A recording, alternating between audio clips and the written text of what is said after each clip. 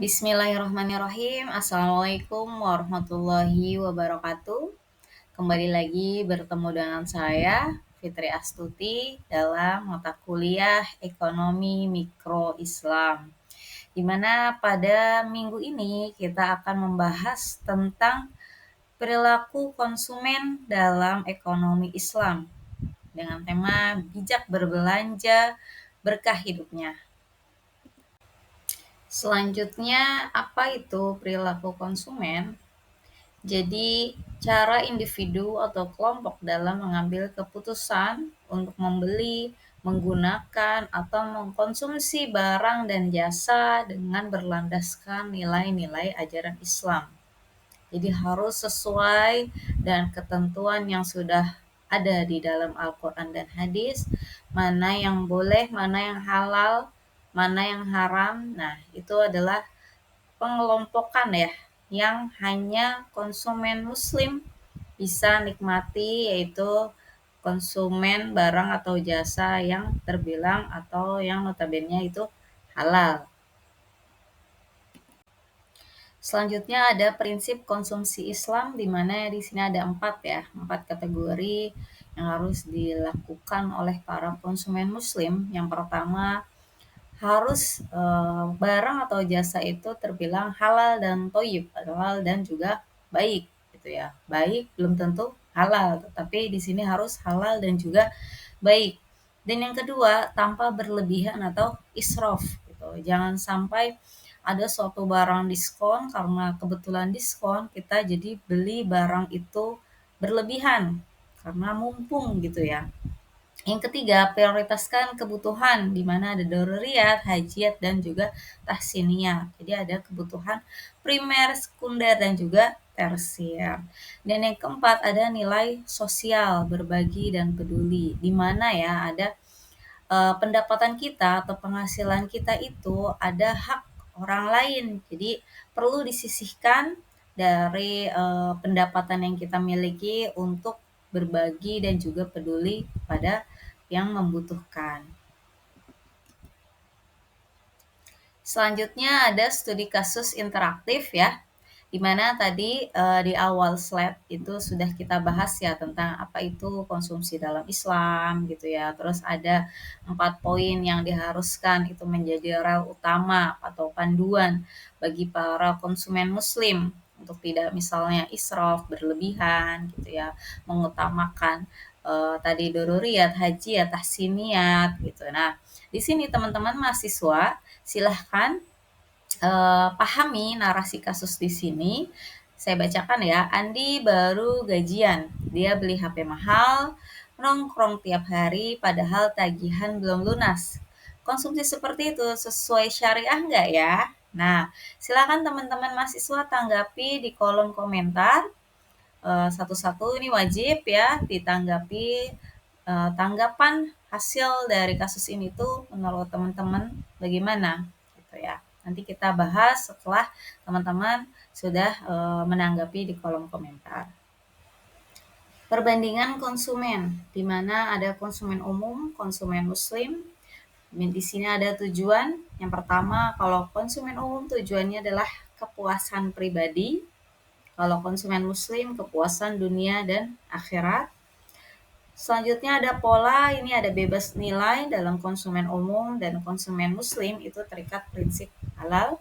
Dan orientasi konsumen umum itu fokus duniawi, dan konsumen muslim itu dunia dan akhirat. Di sini ada tips praktis konsumen Islami. Yang pertama, prioritaskan kebutuhan bukan keinginan. Jadi prioritaskan doruriyat, hajiyat, tahsiniyat, sama seperti primer, sekunder, tersier.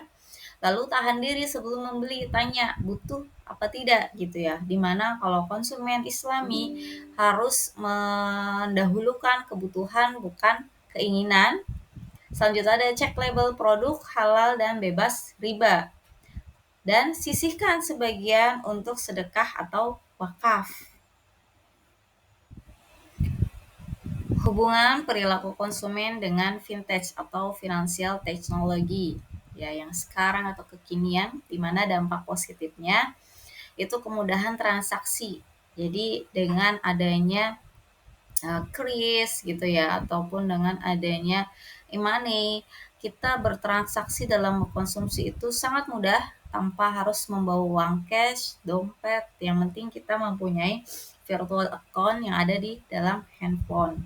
Kemudahan layanan keuangan lebih luas, kita bisa berbelanja di e-commerce gitu ya dengan transfer, terus juga bahkan sekarang ada model pay later gitu. Dan transparansi dan pencatatan digital. Jadi keluar masuknya keuangan itu sangat terlihat jelas. Berapa per hari bahkan per bulan itu arus keluar masuk uangnya itu sangat jelas dan tercatat. Tetapi di sini ada dampak negatif di mana dorongan konsumsi impulsif gitu ya. Dan ketergantungan pay later di mana konsumen ya didorong oleh kebutuhan bukan dari keinginan. Jadi mereka mengkonsumsi karena keinginan semata, tidak memperdulikan pendapatannya dia berapa, cukupkah sebulan, tetapi dengan adanya keinginan yang tidak mendesak, tetapi tidak didorong dengan pendapatan, maka adanya pay later di sini sangat menguntungkan gitu ya. Tetapi di sini adalah negatif karena ini adalah modelnya hutang, hutang yang harus dibayar di kemudian hari. Terus selanjutnya ada resiko riba dan juga goror.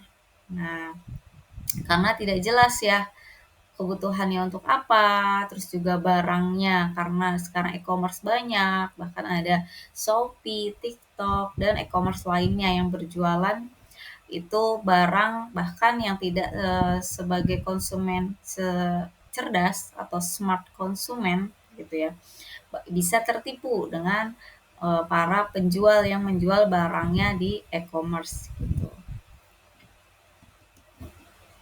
Dampak konsumsi islami di mana menghindari riba dan pemborosan. Jadi jika kita menjalankan konsumsi islami ya, maka kita akan terhindar dari pemborosan dan juga riba.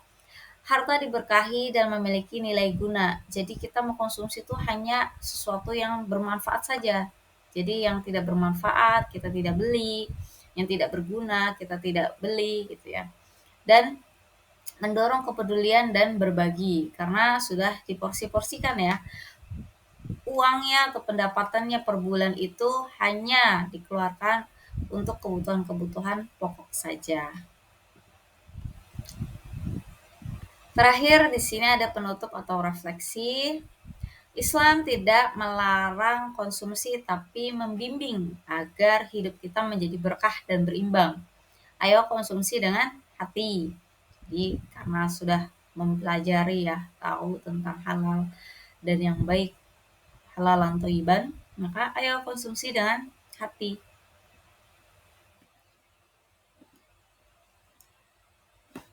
Alhamdulillah telah kita menyelesaikan pembelajaran mengenai konsumsi dalam Islam.